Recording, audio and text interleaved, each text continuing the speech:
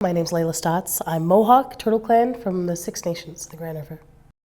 For me, the language has been a journey, a part of my reclamation story of reclaiming the teachings that were taken from me before I was even born. As a generational survivor of residential schools, I wasn't taught Mohawk. I wasn't taught things like the Thanksgiving address. I wasn't taught all of these teachings that have been so instrumental in opening up my life and opening up my connection to who I am. So yeah, when I heard about it, when I was heard that they were going to have all languages from all different nations, it just made me so excited and so hopeful that we are preserving these languages, and through music is like one of the coolest ways.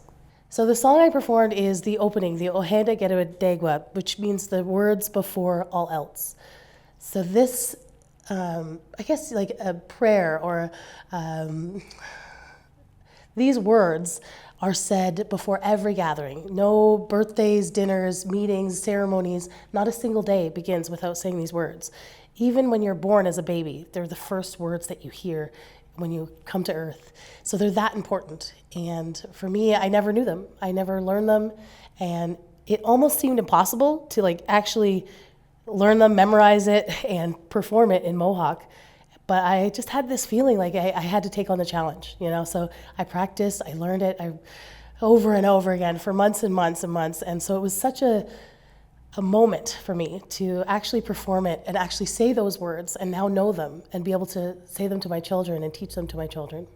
As for my kids, it's amazing to see them watch me go through this journey and not push them, but just invite them. And things like music, they love performing. So getting them up on stage and having people celebrate them is really awesome. So they're every time I play it, I'm like, I take you guys with me. I show you guys to schools. I show you guys to kids. And it's like they're with me in that song. And we play it every night at bedtime for my son. And like that video just plays all day, every day, all the time, because it's that important. So we recorded it right on the land, my grandfather's land that was passed down to me. And that land has been, part of my connection to water, to life, to the earth, to the land. And so now I'm moving back there. I've recently moved back there, built my house out there, moved away from the city, and brought my kids out there. So it's been really awesome to see them connect with the land and not, be so dependent on Wi-Fi and all of these sort of social connections, and actually just go for a walk, just go down to the water and be with the water. I always knew that I was Mohawk, but it was kind of seen as a bad thing. My grandpa would tell me not to let people know that I was Mohawk and not to use my last name because I would be treated differently. So it was kind of like this, we call it the code of shame, that you knew you were Mohawk, but you couldn't be proud of it. And I always felt this like yearning inside of me, like there was something so special about who I was as a Mohawk woman, and I didn't know. So the language helped me open up a whole new world of how my ancestors actually saw the earth. Because the language in Mohawk, you can't have a word without talking about how it's connected, who it's connected to, and who's involved with it, and who's there. And it's all about relationships. And that's like the foundation of these teachings that were not taught to any of us. None of us feel like we are in relationship with the water or relationship with a tree, even relationship with each other, because we've been kind of programmed to be individuals and on this one journey when really we're all one.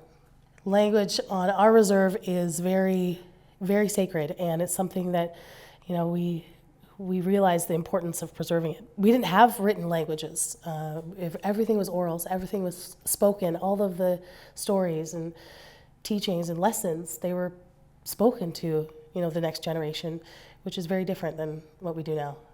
It's been challenging because it's like you're combating society and you're combating this colonial world, this capitalist world that we live in with iPads and YouTube and trying to get the kids to actually focus. So music has been huge in actually teaching them. Like I just completed a children's album, so we did like translations of Twinkle Twinkle Little Star, and just teaching them the words through this song actually Like they can almost say the whole thing now, and it just makes me really, really proud.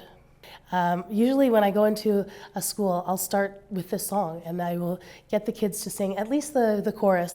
Even just that, like singing in front of people, it's like they're breaking these barriers that it doesn't matter. No one's judging you. You're in a safe place. We're here together to be together, not to worry about being laughed at or made fun of.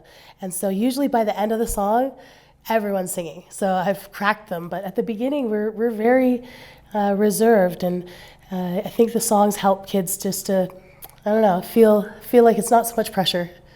Feel like we have a responsibility, you know, like it's important.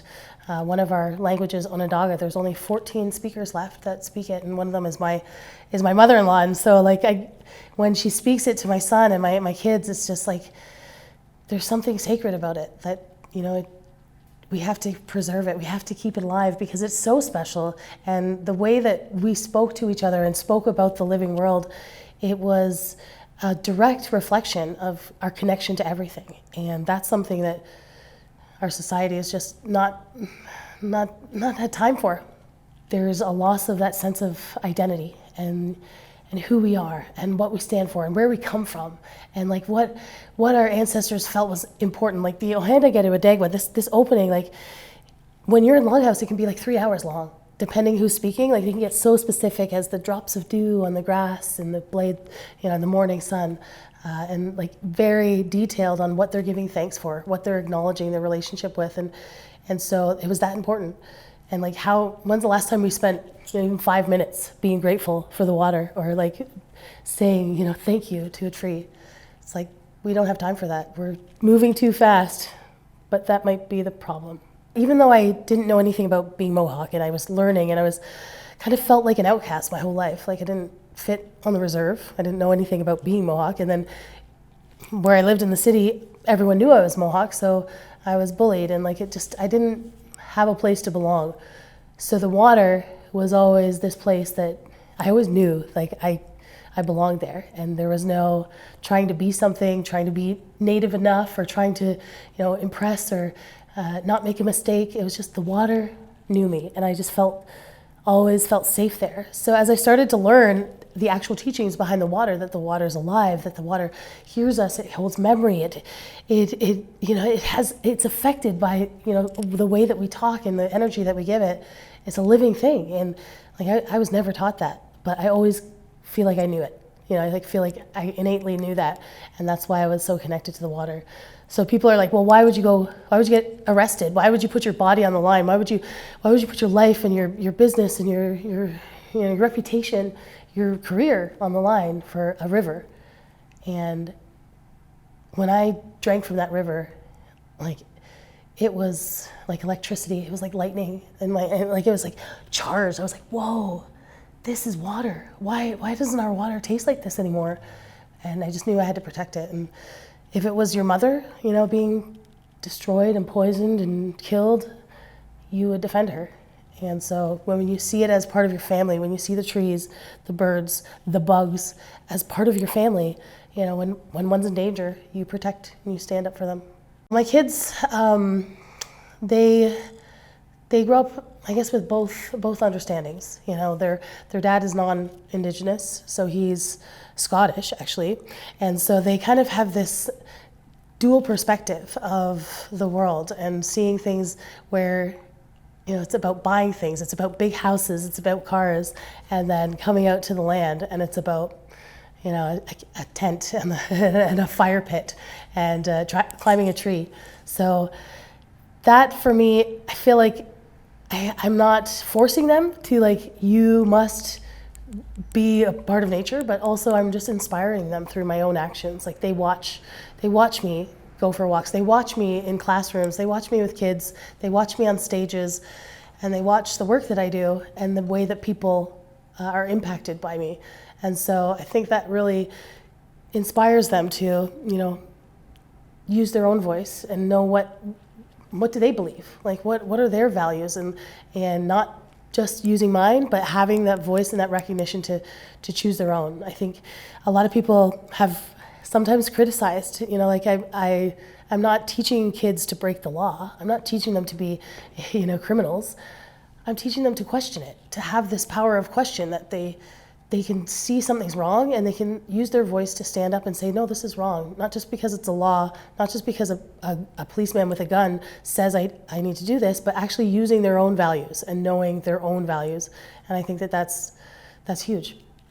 There's a lot of hurt. That's one thing I've seen. I made a documentary about the boil water advisories in different reserves, and so I went to a lot of these reserves and I sit at their tables and heard their stories and lived with their families, and there's a lot of pain, but there's also like this strength, this undying strength that it's like we are meant to go through pain so that we can really fully believe in our resilience and our strength and how strong we are and how important like our teachings, these teachings that have been lost, that were taken in these schools and were made illegal for us to even practice, these were the ones that we should have been focusing on to make sure that we didn't end up destroying our home and our planet. So I recently went down this path of becoming a singer-songwriter and like writing my own songs and putting them out there and sharing my stories and my voice in the form of like music that I've written. And so for me, that has just been such a medicine. Like my whole entire first album is just all of these lessons and this growth and this process of, going to these communities and seeing this water insecurity and seeing the true impact that it has, especially on the youth. Like they would say like they feel like the ghosts of Canada, or they don't exist and no one's coming to save them or fix it, and nobody even knows that they're there. So I am fueled by my passion to make sure that everybody knows that they're there, and these kids do not feel invisible and they matter. It's like, but when you go for a boil water advisory for 30 years and you've never had the same access as regular people in regular homes, regular schools, you feel less than. And so for me, it's like I want to make sure that they know that at least, I don't know, just one voice, but I feel like my voice has this ability to inspire others to really speak up. As for my kids, they are learning, yep, definitely learning. We have like little trigger, like words around the house, and words like I love you and words like goodbye, and but I would really like them to speak it fluently. But there's not a lot of access, like they go to school in the city and they have to take French, but there's not an option for Mohawk for them. So it's a challenge, but it's one that I think is important, especially in like a town like Brantford, where I'm from, where Six Nations is so it's like we're right beside it. Having access to those languages for kids that are Mohawk, they want to learn, and having that right through the school. Because I know my kids, they resist French now because they feel like they are Mohawk, and they're like, why do I have to learn French? Why can't I learn Mohawk? Why can't I have, my language? And also seeing all the trauma. I used to work with survivors of the residential school and interview them, and seeing the trauma that was associated with our languages. Like, we would be beaten, and you would have a lot of fear of like speaking your language that you knew, that was taught to you by your grandparents. It's now a traumatic thing, and it's something that you don't say it, don't ever speak it, and a lot of elders still feel like that, and it's hard. I think things are improving for my kids. They definitely know more about being Mohawk than I ever did growing up. We didn't talk about residential schools. I didn't know that my great-grandmother went to the Mohawk Institute. That was never talked about in my family.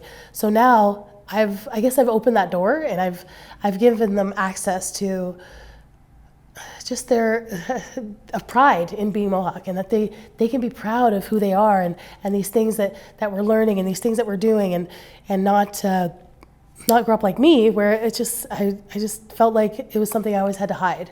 And like if people found out, then they would make fun of me, or they wouldn't be my friend, or all these things. As we're growing up, we create this identity, and so it's amazing that they have that, and that they have a pride about being Mohawk.